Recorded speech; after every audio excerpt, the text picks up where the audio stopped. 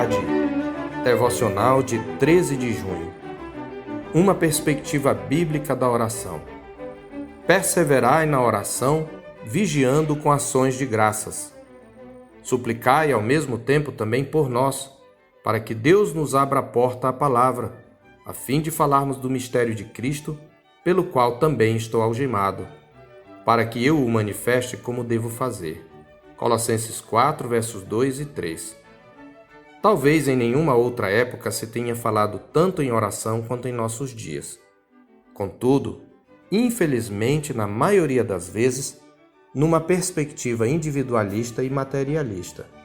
As pessoas são convidadas a orar por bênçãos individuais e materiais, sendo levadas a esquecer-se de outros aspectos importantes na oração do crente. No entanto, o texto da nossa meditação mostra-nos alguns aspectos muitas vezes esquecidos da nossa vida de oração. Segundo o apóstolo Paulo, nossa vida de oração deve se caracterizar, em primeiro lugar, por um coração perseverante. Perseverai na oração. Perseverante quer dizer constante. Significa que devemos fazer da oração um hábito, tanto quanto comer e respirar. O crente deve ser apegado à vida de oração. Mas perseverante também significa persistente. Orar até que Deus responda, nem sempre nos fazendo aquilo que nós pedimos, mas trazendo a paz que excede todo o entendimento e a compreensão e o discernimento da sua vontade para a nossa vida. Entretanto, precisamos nos aperceber de que cultivar um coração perseverante exige tempo e disciplina.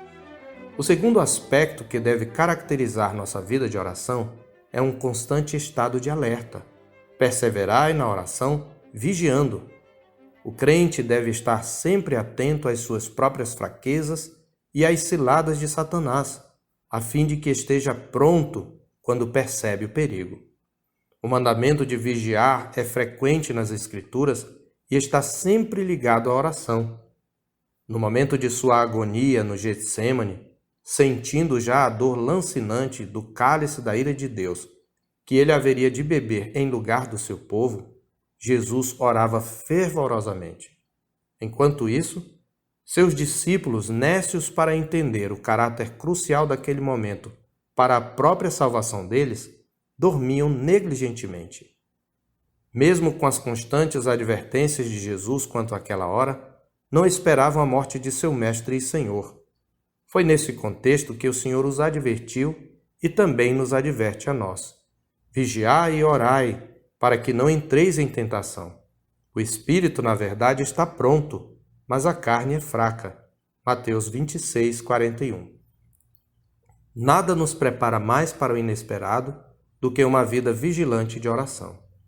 O terceiro aspecto que deve permear nossa vida de oração é o espírito de gratidão. Perseverai na oração, vigiando com ações de graças. A gratidão livra-nos de fazer da oração um meio de murmurar contra Deus e nos motiva a continuar orando à medida em que nos lembramos do que Deus já fez em nossa vida. Livra-nos também do egoísmo. Afinal, Deus não é nenhum balconista de mercearia a quem simplesmente chegamos com uma lista de pedidos, nem um empregado a quem determinamos que faça a nossa vontade, sem ao menos dizer, graças te damos, Senhor. Ele é o nosso Senhor, que nos responde às orações simplesmente por sua graça e misericórdia. Ele não nos deve nenhum favor. Por fim, a palavra de Deus nos ensina que nossa vida de oração deve ser revestida de visão missionária. Suplicai ao mesmo tempo por nós, pede o apóstolo Paulo. Mas quando Paulo pede que os colossenses orem por ele, não está visando a interesses pessoais. Primeiramente, ele pede por nós, isto é, não só por ele individualmente, mas pelos que com ele estavam na linha de frente da obra missionária. E qual é seu pedido de oração? Para que Deus nos abra a porta à palavra. Não é nem a liberdade. Isto é, para que Deus lhes deparasse oportunidades de proclamar o mistério de Cristo e que o fizessem de maneira fiel, para que eu o manifeste como devo falar, mesmo estando presos. O foco da oração, portanto, é a obra missionária, pela qual Paulo e Epáfras pagavam o preço da liberdade, pelo qual também estou algemado, diz ele no verso 4. O apóstolo já havia falado de seu compromisso com o avanço do Evangelho da Glória de Cristo, no capítulo 1, versos 23 a 29. Esta era a prioridade máxima em sua agenda de oração, e deve ser a nossa. Se formos honestos, admitiremos que do escasso tempo que dedicamos à oração, pouco é direcionado à intercessão. Perdemos muito tempo com nossos interesses pessoais, enquanto dezenas de campos, centenas de missionários e bilhões de vidas estão precisando de nossa intercessão. A oração, como disse John White, não deve centralizar-se em meus pequenos infortúnios e necessidades. Sem dúvida, Deus se interessa por eles também. Eles ocupam um lugar na agenda dele, mas esta agenda trata de assuntos de consequências maiores. Ele tem razão. Jesus nos recomendou: buscai, pois, em primeiro lugar, o seu reino e a sua justiça, em Mateus 6, verso 33.